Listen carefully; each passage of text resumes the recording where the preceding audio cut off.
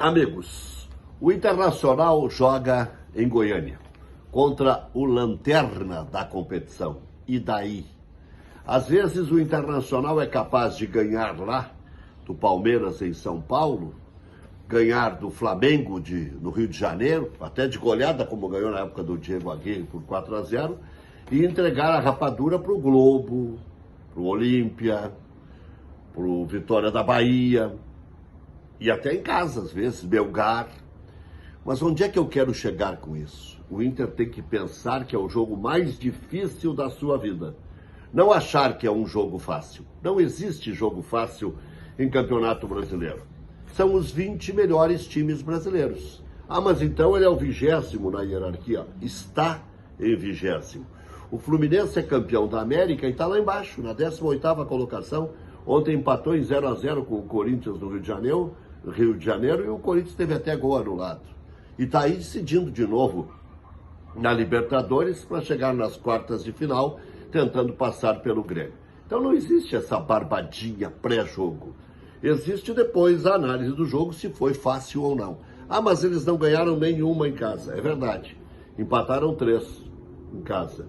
Com o Bahia, com o Grêmio e com o Corinthians. Um da ponta de cima, Bahia, e infelizmente, sou forçado a dizer isso, 2 da ponta de baixo. Corinthians e Grêmio. O Grêmio nunca saiu da ponta de baixo. Nem ganhando 4 em 5. Porque perdeu 10 em 15. Mesmo com o Renato dando aula de jornalismo, quando diz que vai dar aula grátis na faculdade. Pena que eu já me formei na PUC, senão eu teria o máximo de prazer de assistir mais uma aula grátis do Renato, que toda a vez que ele dá entrevista é uma aula grátis, né? Uma aula de humor, de coisa extrovertida, às vezes meio carrancuda, mas dando sempre ares de graça, né? Então, pena, né? Mas o Renato ontem tomou mais um rodeão do Bahia, perdeu 2 vezes e 2 rodeões para o Bahia. Que saudade que eu tenho, né? Quando era Grêmio e Inter na liderança, agora é Fortaleza e Bahia na ponta de cima. Quer dizer, o Fortaleza vai a Bragança Paulista, ganha com naturalidade e é líder do campeonato. Só isso. Estou preocupado também com o Juventude. O Juventude joga contra o Atlético Paranaense. E o Atlético Paranaense em casa ganhou do Internacional, perdeu para o Grêmio. Vamos ver. Tomara que o Juventude faça alguma coisa de bom. Internacional aos poucos vai voltando todo mundo. Thiago Maia vai jogar, foi para Goiânia. O Wesley pode jogar, foi para Goiânia. Na próxima semana o Internacional já terá a volta do Alan Patrick e também terá o retorno de Borré. Não sei se no começo da semana ou no meio da semana. A verdade é que eles já estão ficando prontos para voltar a jogar. Luca será o único desfalque, ele que tem necessidade de ter mais força física.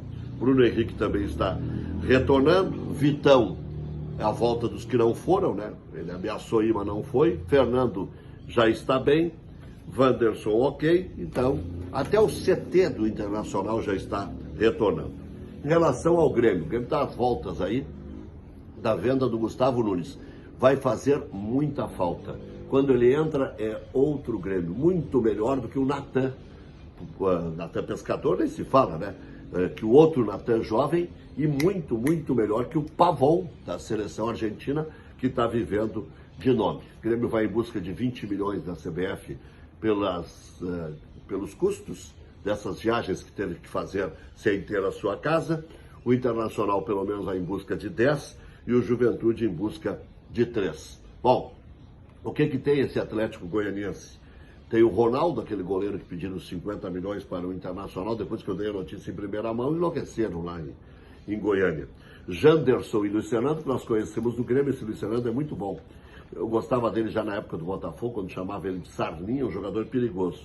Baralhas é do Inter, é o melhor jogador do Atlético, junto com o goleiro e o Luciano. Não vai poder jogar porque é do Inter. Ele foi comprado pelo Inter e depois emprestado ao Atlético Goianiense. Quando ele foi comprado, o Inter pagou um valor pequeno e mais o passe do lateral direito, Dudu, que estava já lá no Atlético Goianiense, e agora está, se não me engano, está jogando um outro time aí, menor. É isso, né? Vamos ver. Estarei ao lado do maior deles Haroldo Joaquim de Souza. E não podia deixar de encerrar, não falei nada ontem. Lá, lá, lá, lá, lá, lá, lá, lá, lá, lá, Silvio Santos vem aí. Meu grande ídolo, né? Na narração esportiva na televisão, Luciano do Vale 10-0 nos outros. E Silvio Santos, incomparável. Incomparável. Já foi até sepultado. Vai com Deus, baita cara. Se quisesse, poderia ter sido presidente da República. Foi o cara que mais coisas novas apresentou na televisão. Um carisma extraordinário. É a pessoa que a gente sempre gostaria de encontrar. Uma vez viajando, encontrei, junto com o Haroldo de Souza, no aeroporto de São Paulo. Apenas cumprimentei para ter a honra de apertar a mão do maior de todos os tempos.